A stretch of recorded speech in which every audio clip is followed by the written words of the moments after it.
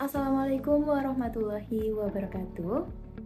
Halo semuanya, perkenalkan saya Jessica Hidayatul Amelia dan rekan saya Fulisal Ahmad Sultan. Kami dari kelompok 13 akan mempresentasikan mengenai pemerintahan dan otonomi daerah.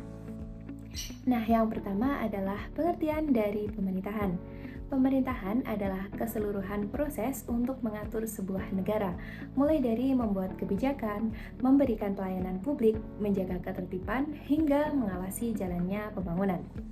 Dalam konteks administrasi publik, pemerintahan dipahami sebagai fungsi mengelola sumber daya negara untuk mencapai kesejahteraan masyarakat.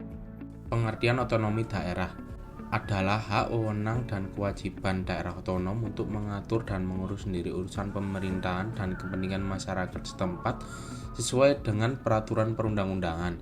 Konsep ini memberikan kebebasan terhadap daerah untuk mengelola wilayahnya sendiri dalam kerangka Negara Kesatuan Republik Indonesia atau NKRI. Hal ini berdasar hukum Undang-Undang Nomor 23 Tahun 2014 tentang Pemerintahan Daerah. Nah, selanjutnya adalah tujuan dari otonomi daerah. Kenapa otonomi daerah itu penting? Karena otonomi daerah memberikan hak kepada pemerintahan daerah untuk mengatur urusannya secara mandiri sesuai dengan kondisi lokal. Ini sangat penting karena akan menghasilkan pelayanan publik yang cepat dan responsif. Daerah bisa lebih kreatif dan inovatif dalam memanfaatkan potensi lokal. Pembangunan menjadi lebih merata, tidak hanya terpusat di kota besar, dan juga masyarakat punya ruang partisipasi lebih luas untuk mengontrol kebijakan daerah. Kemudian adalah pembagian kekuasaannya, yaitu dibagi menjadi dua, pusat dan daerah. Pusat berkepentingan untuk urusan politik luar negeri, pertahanan dan keamanan, justisi atau peradilan, moneter dan fiskal nasional, agama, serta urusan pemerintahan tertentu lainnya. Kemudian adalah urusan dari daerah.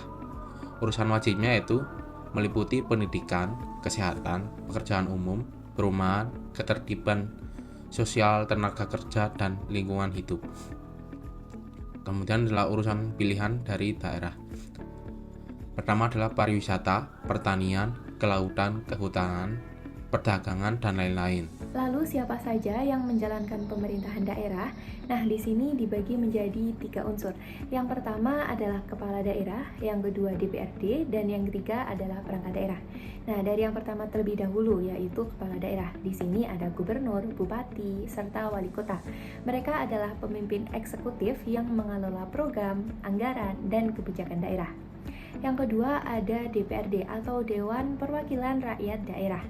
Mereka memiliki fungsi legislasi, pengawasan, dan juga anggaran. Mereka adalah wakil rakyat yang mengontrol jalannya pemerintahan daerah.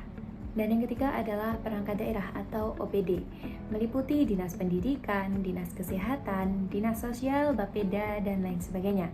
Mereka adalah instansi teknis yang menjalankan program dan layanan publik.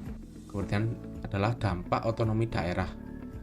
Dampak positifnya adalah pemerintahan lebih dekat dengan rakyat, peningkatan partisipasi masyarakat, peningkatan PAD dan investasi daerah, pelayanan publik lebih responsif, pelestarian budaya lokal, pembangunan sesuai kebutuhan daerah. Adapun dampak negatifnya yaitu ketimpangan antar daerah, keterbatasan SDM dan kapasitas daerah, ketergantungan pada dana pusat, potensi korupsi dan politik dinasti, ego kedaerahan berlebihan, kemudian adalah lemahnya koordinasi pusat dan pusat sampai daerah. Nah, yang terakhir adalah peran masyarakat dalam otonomi daerah. Dalam konsep governance modern, masyarakat bukan hanya penerima kebijakan, tetapi sebagai aktor penting dalam mengontrol, memberi masukan, dan ikut menentukan arah pembangunan. Peran masyarakat di sini meliputi yang pertama yaitu partisipasi dalam musyawarah pembangunan atau musrenbang. Kemudian yaitu mengawasi kebijakan dan juga anggaran. Dan selanjutnya memberikan kritik dan aspirasi melalui ruang publik, kemudian terlibat dalam kegiatan sosial, ekonomi, dan komunitas, dan yang terakhir mendorong transparansi dan akuntabilitas. Nah, itu tadi presentasi dari kelompok kami. Jadi, pemerintahan menggerakkan negara, otonomi daerah memperkuat daerah, dan masyarakat adalah pengawas sekaligus penggerak perubahan. Jika tiga unsur ini berjalan seimbang, maka pembangunan tidak hanya berjalan, tetapi juga berkembang. Terima kasih, sekian yang dapat kami sampaikan. Apabila ada kekurangan, mohon dimaafkan. Wassalamualaikum warahmatullahi wabarakatuh.